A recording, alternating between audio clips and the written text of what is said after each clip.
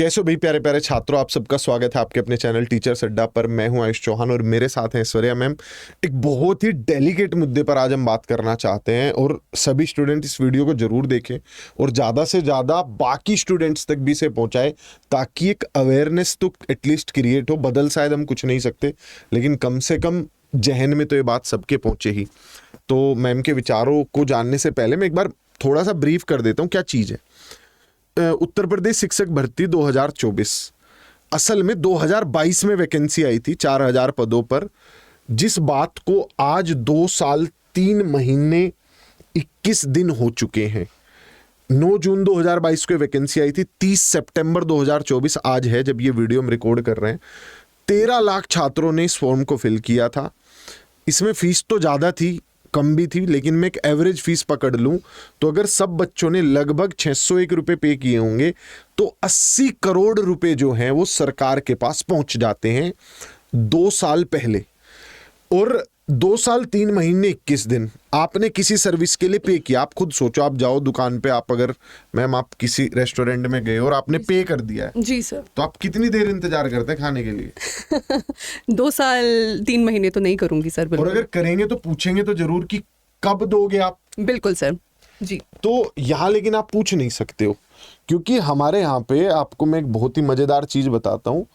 हमारी महामहिम राज्यपाल जी जो हैं वो कहती हैं कि राज्य में स्वरोजगार होना चाहिए। ठीक, युवाओं को स्वरोजगार की तरफ जाना चाहिए। तो अभी युवाओं के स्वरोजगार का तो नहीं पता, लेकिन जितने भी विभाग हैं उनका स्वरोजगार काफी अच्छे से चल रहा है। जिस भी विभाग के पास ये लगभग 80-100 करोड़ रुपए पहुंचे होंगे, तो सिर्फ एक वैकेंसी है। असिस्टेंट प्रोफेसर का भी यही हाल है। बिल्कुल सर। तो सर अभी जैसे आप स्वयं रोजगार की बात कर रहे हो, अभी तो इंडिया पूरे तरीके से एग्रीकल्चरल सेटअप से आगे भी नहीं बढ़ा है। जैसे कहते हैं डेवलप नेशन सर्विस सेक्टर पे थ्राइव कर रहे हैं। अब आप कह रहे हो सर्विस सेक्टर में भी हमारे पास नौकरियां नहीं, और अब आप एंटरप्रेन्योरशिप की तरफ बढ़ो और सेल्फ एम्प्लॉयमेंट की तरफ बढ़ो। सबसे ज्यादा यंग पॉपुलेशन, हर साल इतने नए छात्र, और हमें शिक्षकों की जरूरत नहीं है। खैर इन सब बातों पर बाद में आएंगे। अब एक बेसिक सा पॉइंट मेरा ये है, मैं समझना चाहता हूं, मैं उन स्टूडेंट्स के माइंडसेट को एक बार समझना चाहता हूं जिसने 2 साल पहले फॉर्म भरा होगा मैम। उसने उस टाइम के एग्जाम पैटर्न के हिसाब से पढ़ा होगा एक बारी। बिल्कुल सर। कि मैं पढ़ लेता हूं भाई, मुझे जो है 2022 में मैंने फॉर्म भर दिया है जून में, और क्या पता अक्टूबर तक एग्जाम हो जाए, तो उसने पढ़ा होगा। करेक्ट। वो बच्चा क्योंकि उसका एग्जाम नहीं हुआ तो हर 3 महीने में दोबारा पढ़ता रहा होगा। बिल्कुल। फिर 3 महीने में कि चलो अब पढ़ लेता हूं, अब पढ़ लेता हूं। ये समय उसकी जिंदगी में कितनी बार आया होगा, कितनी बार उसने, ये जो गाना बना था ना एक फिल्म का, मैम आपने सुना होगा, रीस्टार्ट। उसकी जिंदगी में रीस्टार्ट कितनी बार आया होगा। लगभग अभी अगर मैं देखूं तो 2 साल और 3 महीने हो चुके हैं। सर मैं फैक्ट बता देती हूँ, अभी तक बच्चे जो हमसे पढ़ने आ रहे हैं वो अभी तक भी यूपी की क्लासेस डिमांड कर रहे हैं। तो बच्चे अभी भी घर बैठ के खुद से पढ़ाई, स्वयं रोजगार तो पता नहीं पर स्वयं पढ़ाई तो चल रही है। आप और मतलब ये यार इस बच्चे के, और जो उसने पढ़ाई हो सकता है जीरो हो जाए, नील बट्टे सन्नाटा हो जाए। क्या पता शिक्षा सेवा चयन आयोग जो है वो क्या पता क्या ले आए आगे, कोई नया एग्जाम पैटर्न ले आया या कोई और तरीके से कह दे पढ़ो। तो ये स्थिति है। इस पे खैर बात भी चल रही थी कि क्योंकि अब से पहले यूपी टीजीटी पीजीटी एग्जाम्स में मैं आपको बता देना चाहती हूँ कि जनरल पेपर का प्रोविजन नहीं था, सिर्फ कंसर्न सब्जेक्ट पे था। अच्छा, इस पे बीच में ये भी खबरें आ रही थी कि आयोग ने मंजूरी दे दी है इस न्यू एग्जाम पैटर्न को, जहां पर अब जनरल पेपर भी बाकायदा से पूछा जाएगा। ये हमने सेशन करके बताया भी था। ये इन्होंने अपनी नियमावली में भी लिखा हुआ है, जो रूल्स बने हैं शिक्षा सेवा चयन आयोग की होगा। ये स्थिति है भाई। ये मैं आपको स्थिति बता रहा हूँ, किसकी स्थिति बता रहा हूं फिलहाल, जो वैकेंसीज भरी जा चुकी हैं, मतलब जो नोटिफिकेशन आ चुके हैं, फॉर्म भरे जा चुके हैं, लगभग 2.5 साल हो चुके हैं, कुछ नहीं हुआ। 1017 पद प्रोफेसर के थे, टीजीटी पीजीटी के 4000 पद थे, 13 लाख छात्र इसमें हैं, लगभग 1.25 लाख छात्र, मतलब 14 लाख हैं, मोटा मोटी 100 करोड़ से ऊपर की चीज है। और अगर आप देश में स्टॉक मार्केट में भी ये पैसे लग गए होते, LIC को भी दे दिए होते, तो अब तक 150-200 करोड़ तो आराम से हो जाते। और सर बात सिर्फ पैसों की भी नहीं है, आई थिंक यहाँ पे पैसे सबसे और वो बड़ा एफर्ट करंटली हम UGC नेट में एक सिमिलर, सर ये 2 साल की वेट है ना, मैं आपको बता देती हूँ, अभी 2 से 3 महीने की वेट में सब लोगों की हालत बुरी हो गई थी जब UGC नेट में एग्जाम कैंसिलेशन की वजह से फिर री एग्जाम होगा या नहीं, और उसकी डेट कब आएगी और उसका रिजल्ट कब आएगा, बच्चे अभी तक अटके हुए हैं इस मामले में। इसी वजह से बहुत से कैंडिडेट्स जो इस वक्त आगे पब्लिक सर्विस कमीशन के थ्रू असिस्टेंट प्रोफेसर में भर्ती चाह रहे थे, उनका मेंटल स्टेट ऑफ माइंड ही खराब हो चुका है। और ये सेम चीज ये यूपी के जितने भी अभ्यर्थी जो इस एग्जाम में बैठने वाले थे, ये 2 सालों से ऊपर इस सिचुएशन से डील कर रहे हैं। हम तो शायद बात ही कर सकते, हम सोच भी नहीं सकते वो किस हालत से गुजर रहे हैं। मैं और भी कई अपडेट्स देता हूँ आप लोगों को। माध्यमिक स्कूलों की अगर मैं बात करूं, मैं उच्चतर शिक्षा और प्राथमिक शिक्षा की बात भी नहीं कर रहा हूं, अगर मैं माध्यमिक स्कूलों की बात करूं तो 25,000 पद लगभग खाली पड़े हुए हैं। और इन खाली पदों का होता क्या है उस पर भी चर्चा करें। तुमने सोचा भी नहीं होगा, तुम्हें लग रहा होगा खाली पद क्या होता होगा, वैकेंसी तो नहीं है, टीचर है बाद में रिक्रूट हो जाएंगे। बताते हैं होता क्या है उसके कारण। ये डेट, अब ये करते क्या है विभाग वाले मैडम जी, ये लिखते हैं पत्र अध्याचन के लिए। क्या लिखते हैं? पत्र लिखते हैं, लिखकर अध्याचन मांगते हैं। एक ऑनलाइन पोर्टल भी बना लेते हैं ये, जिस पर ये अपना वेबसाइट कह रहे बना दी, कोई वेबसाइट नहीं है। मतलब इस विभाग के पास अध्यक्ष इनका बहुत लेट वो हुए बने, फिर उसके बाद परीक्षा नियंत्रक अभी तक सदस्य नहीं आए, एग्जाम कंट्रोलर जब जाके आए हैं, पता नहीं क्या स्थिति है। खैर कोई वेबसाइट नहीं है जिस पे चीज़ें डलती हों, पता चलता हो कि भाई इन चीज़ों पे काम कर रहे हैं, ये लेटर भेजे, कुछ तो पता चले उस स्टूडेंट को जो तैयारी कर रहा है। उसे बता तो दो, उसे स्वरोजगार के लिए जाना है कि सरकारी रोजगार के लिए जाना, उसे पता ही नहीं है। आपने तो उससे पैसे ले लेके एग्जाम करवाएंगे। सोचो एक बार उस बच्चे के माइंड की फ्रस्ट्रेशन कि उसने 600-700 रुपए पे किए और वो पढ़ता जा रहा है, उसे फिर कुछ खबर आती है, फिर पढ़ना शुरू कर देता है, वो फिर रुक जाता है। और सर कोई इंसान बी प्लान भी तब ट्राई करेगा जब उसको 100% ये पता है कि उसका ए प्लान खत्म हो गया है। हाँ। आप कॉन्स्टेंटली थोड़ा थोड़ा करके आजकल जैसे जेनजी में सर टर्म चल गया ना इंस्टाग्राम पे, ब्रेड क्रम्बिंग कहते हैं, कि आप थोड़ा थोड़ा चारा डाले जा रहे हो जिससे आप लोगों को रोक के भी रख रहे हो, लोग कुछ और भी नहीं कर पा रहे हैं, और साथ ही साथ आर्टिकल्स के माध्यम से आप थोड़ी थोड़ी खबर निकालते रहते हो, वो भी झूठी खबरें। सर वेबसाइट मिली आपको ऑनलाइन ढूंढने पे? वेबसाइट कोई नहीं है, अभी तक कोई वेबसाइट नहीं है। और एक शायद मैंने फोटो शेयर भी किया होगा, आज ही जो है गुड़गांव में एक बड़ी रैली थी, और रैली में जो है मैं वो फोटो शेयर करता हूँ और दिखाता हूँ कि क्या हुआ है। देखो भाई छात्रों,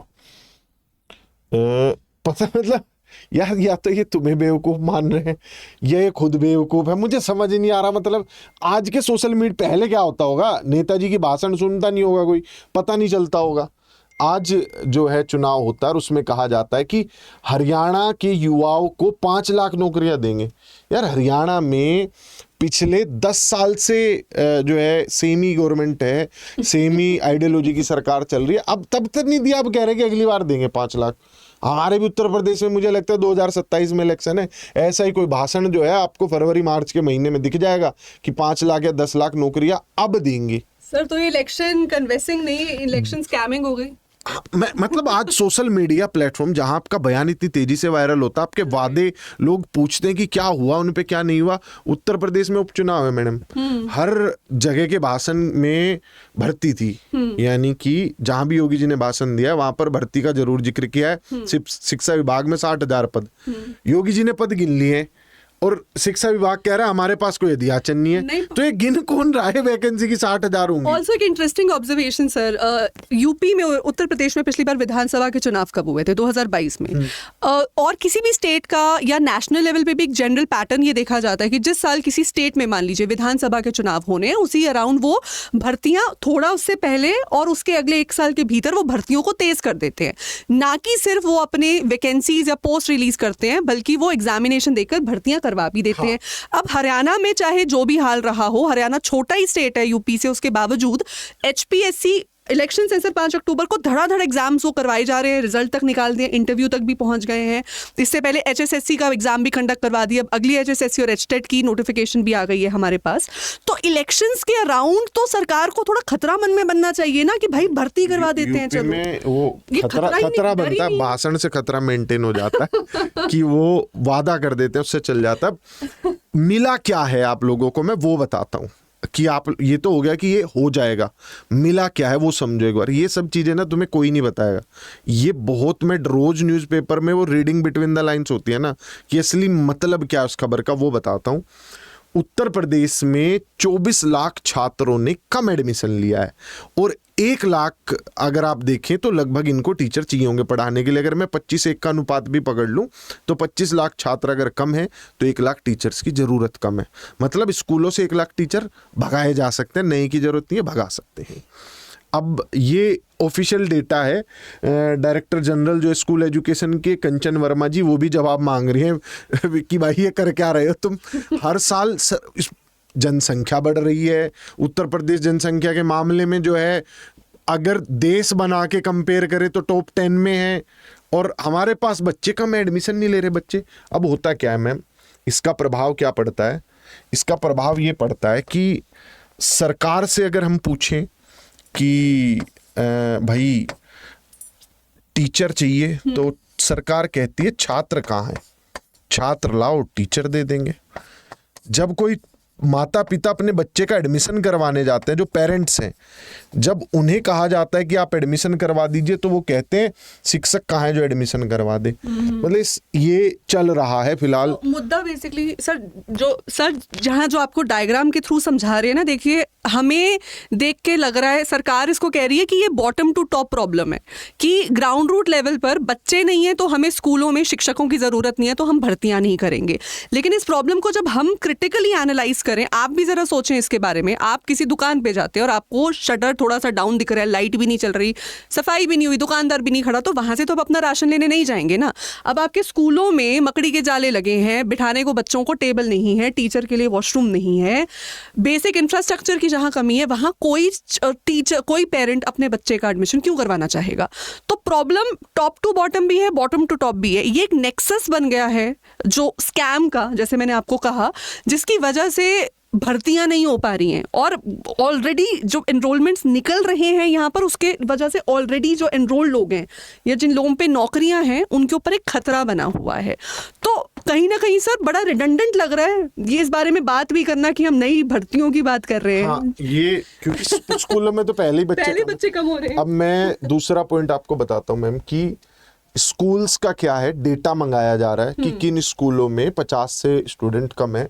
50 ही है शायद, आई थिंक, मैंने वो ऑफिशियल लेटर्स पढ़े हैं जो कि डीएम के द्वारा भेजे गए हैं और वो काउंट कर रहे हैं कि कौन कौन से स्कूलों में 50 से कम एडमिशन है। और ऐसे कितने स्कूल निकले सर? ये लगभग 5000 के आसपास स्कूल्स हैं। जो कि अब इसमें अगला स्टेप ये है जो होता है कि इन जो बच्चों को शिफ्ट किया जाता है पास के स्कूलों में और उस स्कूल को कर दिया जाता है बंद। स्कूल बंद करना आपको लगता होगा कि बंद कर दिया, स्कूल क्या बंद हो जाएगा? वो जमीन कहाँ चली जाएगी, वो क्लासेस कहाँ चली जाएंगी, आप उस टीचर को दूसरी जगह लेके जाओगे। कोई स्कूल रन करने में कोई ऐसा कोई थर्ड खर्चा तो सरकार कर ही नहीं रही है। कोई आपको लगता हो वहाँ सफाई कर्मी होते होंगे, कोई चौकीदार होता, कुछ नहीं होता ऐसा। वहाँ एक टीचर ही तो होता है और खाली दीवारें हैं, बेंचेज भी नहीं है, कुछ भी नहीं है। उसे शिफ्ट करके दूसरी जगह कर दोगे, खर्चा आपका तब भी वैसे ही है। तो जो स्कूल्स, मुझे ये समझ नहीं आ रहा, केंद्रीय विद्यालय हर साल नए खोले जा रहे हैं, बढ़ते जा रहे हैं, सिफारिश से एडमिशन हो रहे हैं। एनवीएस में यही स्थिति है, ईएमआरएस में यही स्थिति है, और आपके जो स्कूल्स, आर्मी जो स्कूल्स चला रही है, AWS, उनमें यही है कि सरकारी स्कूल, तो ये भी दिल्ली के सरकारी स्कूलों ने एक रिकॉर्ड नया सेट किया है सर। यहाँ तक कि अब इंटरनेशनल लेवल के उनके कुछ ऐसे स्कूल्स को रिकॉग्नाइज किया गया है जहाँ पर IB बोर्ड का सिलेबस पढ़ाया जाएगा और ये दिल्ली के ही सरकारी स्कूल है और दिल्ली का ही TGT PGT क्वालिफाई करके आप उन नौकरियों तक पहुंच सकते हैं।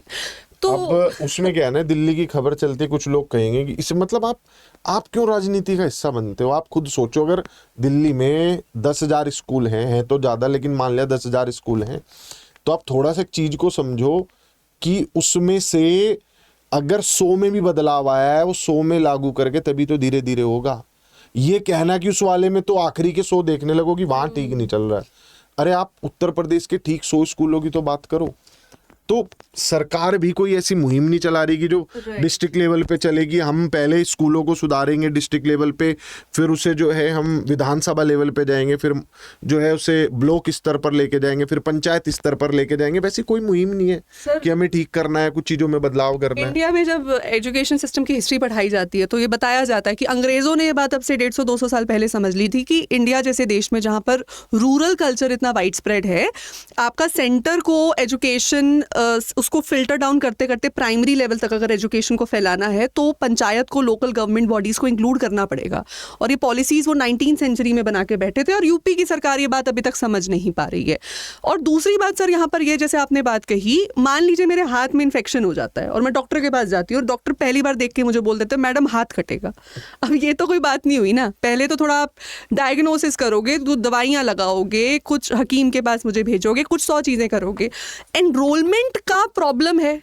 एनरोलमेंट बढ़ाने के लिए सरकार क्या कर सकती है, ये मॉडल जानने के लिए यूपी को देश के बाहर या दुनिया के बाहर देखने की ज़रूरत नहीं है। देश भर में ऐसे और कितने सारे राज्य मिल जाएंगे जहां पर लोकल गवर्नमेंट्स ने, स्टेट गवर्नमेंट्स ने अपनी एनरोलमेंट को बढ़ाने के लिए मेहनत की है सर, और वो सक्सेसफुल भी रहे हैं। मैं इसका एक एग्जाम्पल दे देता हूँ। बिहार में जैसे अभी रिक्रूटमेंट चल रहे हैं, तो बिहार में अनुपात नहीं देख रहे हो, बिहार में देख रहे हैं उनके पास क्लासरूम कितने, उनके पास आज के टाइम पे कितनी एग्जिस्टिंग फैसिलिटीज हैं, उन्हें उसके हिसाब से कितने टीचर चाहिए, और वो कितनी फैसिलिटीज बढ़ा लेंगे तब कितने टीचर चाहिए।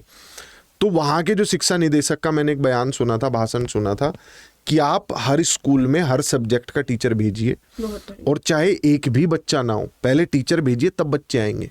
मान लिया उन्होंने क्या किया, इसमें लिखा हुआ था, किसी ने कह दिया था कि जूलॉजी के टीचर की क्या जरूरत है, बोटनी के टीचर की सरकारी स्कूल में क्या जरूरत है, बच्चे तो नहीं होते हैं। तो उन्होंने कहा जब टीचर जाएगा तब तो बच्चे आएंगे। प्राइवेट स्कूल तो सब टीचर रखता है, गवर्नमेंट स्कूल में क्यों सारे टीचर नहीं होंगे। तो आप अपनी फैसिलिटीज जो हैं उन्हें कैसे बेहतर करके उनसे आप 70% 80% आप उसमें एनरोलमेंट ले सकते हैं, वो जरूरी है। मान लिया उत्तर प्रदेश सरकार के पास क्षमता है 2 करोड़ छात्रों की, तो उसे कैसे 1 करोड़ 1.5 करोड़ तक ला सकते हैं, वो होना चाहिए। साथ ही सर हरियाणा में मैं आपको बता दूं कि स्टूडेंट्स को, लड़कियों को और रिजर्व कैटेगरी से बिलोंग करने वाली फैमिलीज के बच्चों को स्कूल तक बुलाने के लिए हर महीने उनको बाकायदा से उनके अकाउंट्स में पैसे भिजवाए जाते हैं। मिड डे मील का कॉन्सेप्ट तो खैर अपने आप में काफ़ी रेलिवेंट है ही है। साथ ही साथ बच्चों को लैपटॉप बांटने से लेकर साइकिल बांटने तक की बड़ी बड़ी मुहिमें छेड़ी जा रही हैं। सरकार को अपने बजट एलोकेशन में आई थिंक एक बड़ा स्टेप इसको रखना चाहिए, और सिर्फ बजट एलोकेशन ही नहीं, पैसे तो बजट का यूज और एग्जीक्यूशन भी होना चाहिए। एजुकेशन जो बजट होता है मैम, वो वापिस हो रहा होता है कि इतना % बच गया, इतना % बच गया। तो ये फिलहाल की स्थिति है। शिक्षा सेवा चयन आयोग को कुछ नहीं पता है फिलहाल की स्थिति में। उनकी वेबसाइट बन गई, वो जो फॉर्म भरे हुए हैं उन्हीं का टेस्ट लेंगे, नया दियाचन मंगवाएंगे, कोई क्लैरिटी नहीं है। बस हाँ, भाषण में मुख्यमंत्री जी को जरूर ये पता कि 60,000 पद खाली हैं, उन पर एग्जाम करवा रहे हैं। आयोग को नहीं पता कि वो पद हैं कहाँ। और जब गिनती करवाने वो बैठते हैं तो 70,000 के आसपास तो माध्यमिक शिक्षा विभाग में जो पद मैंने आप लोगों को दिखाए भी, शायद मैं वो वाला फोटो दिखाना भूल गया आप लोगों को। ये वाला जो माध्यमिक शिक्षा विभाग के जो पद हैं, ये लगभग हमारे पास 60-70,000 पद बैठते हैं। इसमें भी इन्हें पता नहीं कौन सी वैकेंसी जो शिक्षा सेवा आयोग करवाएगा, कौन इस भर्ती को करवाएगा। उसके पीछे रीजन क्या है कि जब आयोग बना तो कहा गया कि उच्चतर शिक्षा सेवा चयन आयोग जो है वो भी इसी में आएगा, नीचे वाले भी उसी में जाएंगे, सबका रिक्रूटमेंट यही करवाएगा, लेकिन वो क्लैरिटी है नहीं। आप यहाँ देखो, मान लिया ये प्रवक्ता और सहायक अध्यापकों के पद हैं, यानी पीजीटीज की वैकेंसीज हैं। उत्तर प्रदेश लोक सेवा आयोग लिखा हुआ है, उत्तर प्रदेश जो है अधीनस्थ चयन सेवा आयोग लिखा हुआ है, यूपी SSS लिखा हुआ है, शिक्षा सेवा चयन आयोग कहीं कहीं लिखा हुआ है। तो इन्हें वैकेंसीज का भी नहीं पता, ना कौन भरवाएगा। मैं कह रहा हूँ उत्तर प्रदेश की स्थिति जितनी तुम्हें पता है ना ऊपर, उससे धरातल पे बहुत खराब है, बहुत ज़्यादा खराब है। शिक्षा सेवा चयन आयोग जो विभाग बना है उसका वर्क फोर्स मुश्किल से 100 होगा, अभी 100-150 लोगों का एक स्टाफ। क्या आप लोगों को लगता है उत्तर प्रदेश में इतनी बड़ी बड़ी भर्तियां करवा भी पाएंगे? और करवाएंगे, कॉन्ट्रेक्चुअल बेसिस पे करवाएंगे, बाहर सारी चीज़ें आउटसोर्स कर रहे होंगे, फिर आउटसोर्स होके अभी तो एग्जाम के रोने हैं, फिर एग्जाम की गुणवत्ता, फिर वो लीक कितना होगा, वो सारी चीज़ें। कोर्ट केसेस भी तो आ जाते हैं सर बीच में। अब ये मैं अगर ये इन पे चला जाऊं कि जो पुरानी वैकेंसीज है 2017, 18, 19 से चली आ रही है, उनकी जो कोर्ट केसेस की स्थिति है वो तो फिर छोड़ दो। मतलब हमारे देश में एक ही चीज सही तरीके से हो रही है, वो है बेवकूफ बनाना। नहीं, राजनीति के जो एग्जाम्स होते हैं मैडम, अच्छा, अभी लोकसभा के हुए थे, अभी वापस इसके आए और उसे इतना रिफाइन करने की कोशिश कर रहे हैं। केंद्र सरकार कह रही है अभी इसे थोड़ा और अच्छे से करेंगे, बार बार परेशान ना होना पड़े, तो इसके लिए क्या करेंगे, 1 नेशन 1 इलेक्शन भी कर देंगे, अच्छे से करेंगे। शिक्षा में कोई ऐसा नहीं है कि टीजीटी पीजीटी का एक ही बार एग्जाम ले लेंगे और उसके हिसाब से स्टेट वाइज लिस्ट लगा देंगे, सेंट्रल लिस्ट लग जाएगी, अभी उसमें वैसा नहीं कह रहे हैं। सर अभी हम प्राइड फील करते हैं कहने पर ना, India is the largest democracy of the world, पर इस लार्जेस्ट डेमोक्रेसी को लार्ज बनाने वाली पॉपुलेशन का तो ध्यान कोई रख नहीं रहा है।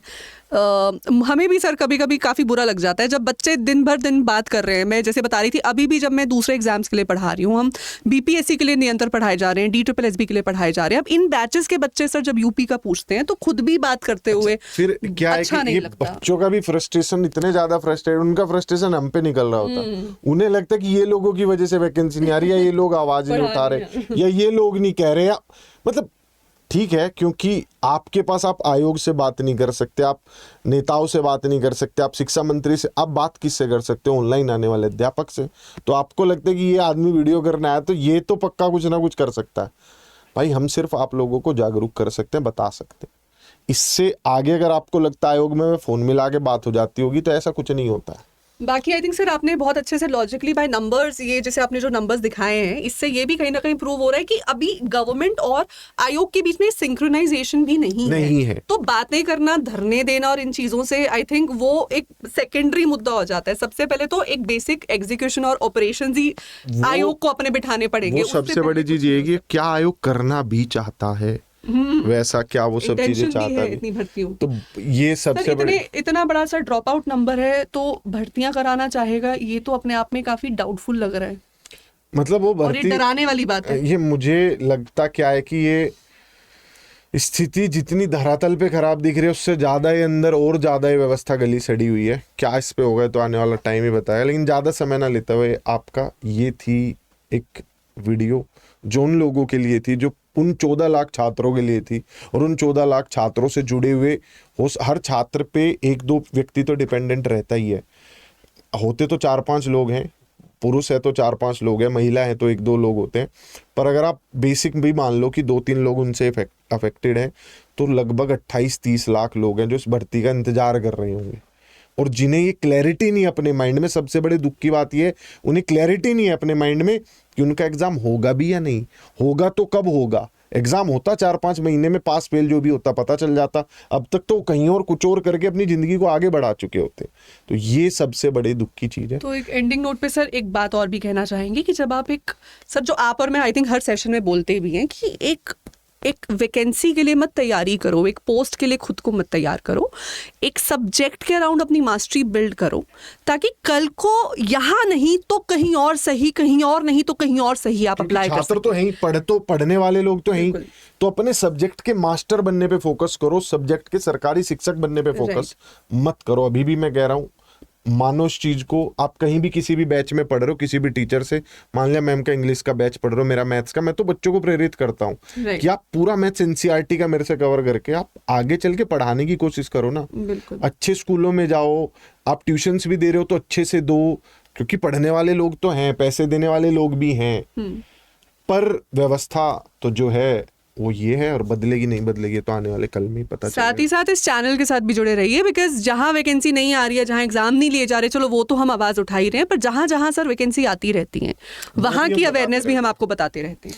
तो चैनल को सब्सक्राइब कर लीजिए, और वीडियो पसंद आया हो तो इसे बाकी लोगों तक भी फैलाइए, बताइए, फेसबुक पे, इंस्टा पे, जितने भी सोशल मीडिया प्लेटफॉर्म से शेयर कीजिए, ताकि और लोगों को भी पता चले कि बहुत बढ़िया चीज हो गई है। हरियाणा में जैसे ही इलेक्शंस आए हैं, बड़ी अच्छी चीज है। यही मैं दिखाने के लिए सेशन में आया था कि जैसे ही हरियाणा में इलेक्शंस आए हैं, 5 लाख नौकरियां आ गई हैं। देखो कितनी अच्छी चीज है। ऐसा ही भगवान करे उत्तर प्रदेश में भी हो जाए, और भाषण में भर्ती मजबूती से चलती रहे। Bye bye, take care.